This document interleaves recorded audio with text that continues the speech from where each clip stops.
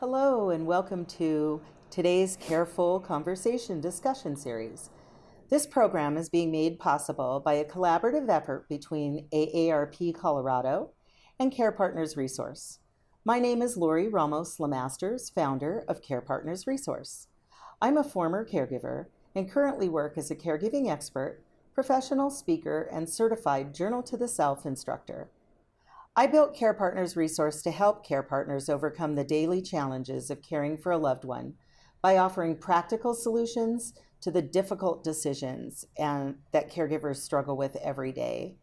As a part of this mission, AARP and I have partnered to bring you 7 10-minute careful conversations. Each will offer valuable information that we hope will help you in your caregiving journey.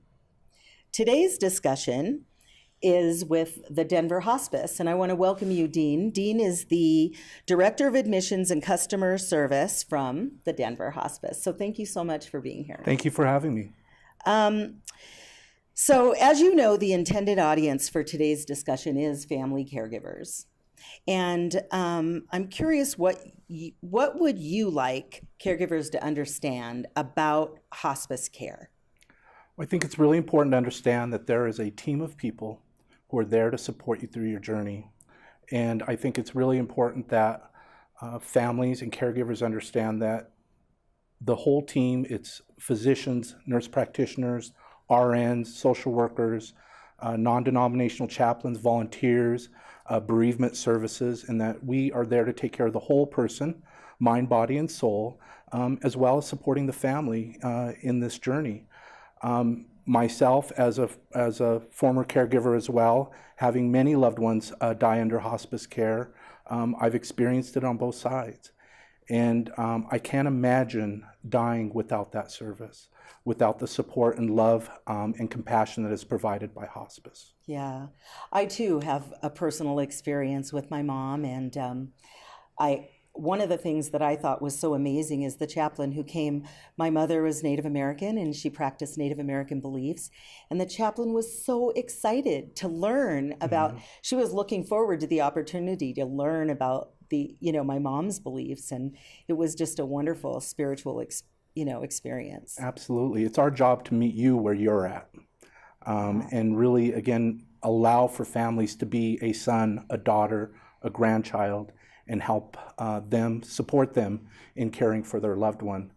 We can take care of all the bits and pieces as far as equipment, supplies, and obviously medications and everything needed to care for them, allowing a family to be a family. Yeah. Well, what do you think is the biggest misconception people have about hospice? It's that hospice is not death care. Yeah. Hospice is about living. It's about getting more from life every single day. Death in itself is not a medical specialty. It doesn't require a nurse or a doctor standing next to you. Right. But living with a chronic or terminal illness does require that support. And being able to support people and provide them all the tools that it takes to care for their loved one and be there for them, that's our job. And it's not about dying. It's about every day in between, and making the most out of every day. Our job is to provide quality and allow families time to, maybe heal from past missteps, build bridges, and really get the most out of every single day. We train our staffs to walk into a house and ask patients, what is most important to you today? And that's what we should address. Be it their pain, be it maybe connecting with a loved one they haven't spoke with, or maybe it's just connecting with their religious beliefs at that time.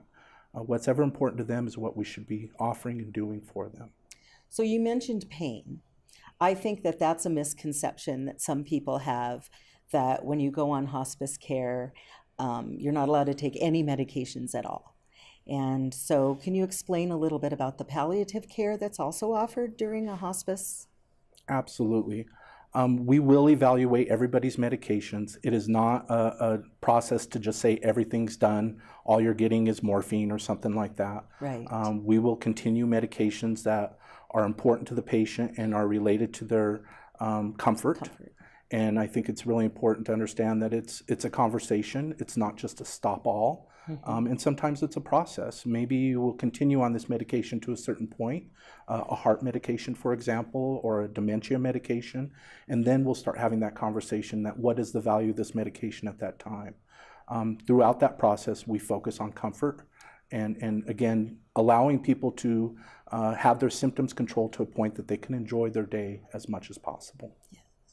I know for me personally, it was an amazing experience because, again, I had been a caregiver for 8 years for my mother and handled everything day to day, and it was an opportunity for me as the caregiver to step back and become the daughter again. Absolutely. So that was really, I hold that so precious in my heart because that's time that I had with my mom to be able to reconnect as her daughter, and that was just a blessing. Absolutely. Yeah. So where does someone go to find out about hospice services? Well, everywhere you're at, either with your own physician, if you're in the hospital, you can ask about hospice services.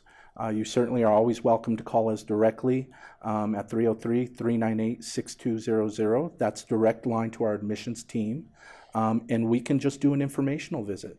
So you don't, I'm sorry. No, that's okay. You don't have to wait for the doctor to say it's time, or if there's a hospital situation, you can actually bring up the question? Absolutely. We encourage that. I think it's important that we get people earlier on. Again, because hospice is not death care, a lot of people think they need to be in their last 2 days of life before they sign on to hospice, and that's not the case. We would rather they were on service for longer because they get the full benefit of what we provide for them.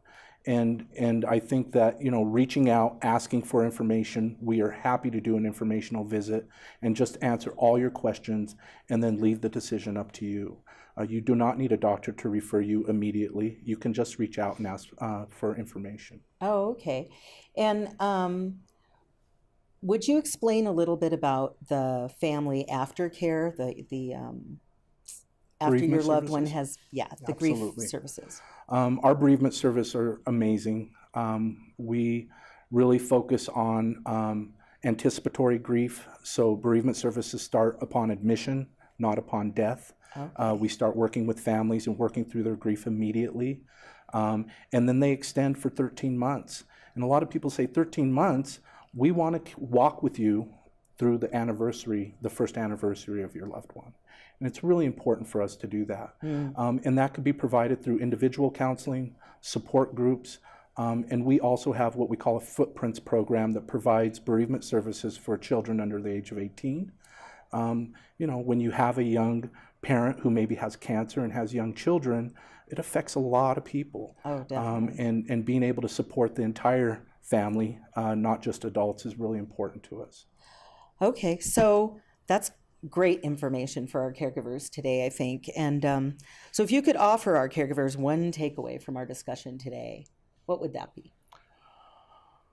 You have to start thinking about this. The worst time to talk about hospice is in a crisis. I think it's important for every adult to think a little bit about what's important to them at the end of their life and to have those conversations with people that are going to help you follow through with your wishes. Being my background as a nurse, I've seen the young 20-year-old that was hit by a car and is now on a ventilator, and they never spoke to their parents about what they would want in that situation. So I think everybody needs to understand that it's important to have those conversations, to not be afraid of those conversations. And the simple truth of the matter is, Lori, is we as humans all share death. We will all die at one time. And people don't like to talk about it. It's uncomfortable. But frankly, we need to plan for it and have an idea of what we want our end to look like.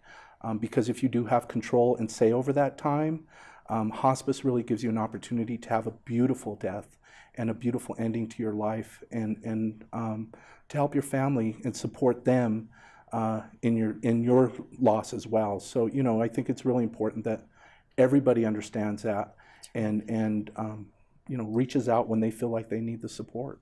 Great. Thank you. Those are good points. Yeah. And so I'd say in closing, I really want to thank you, Dean, for participating in today's discussion.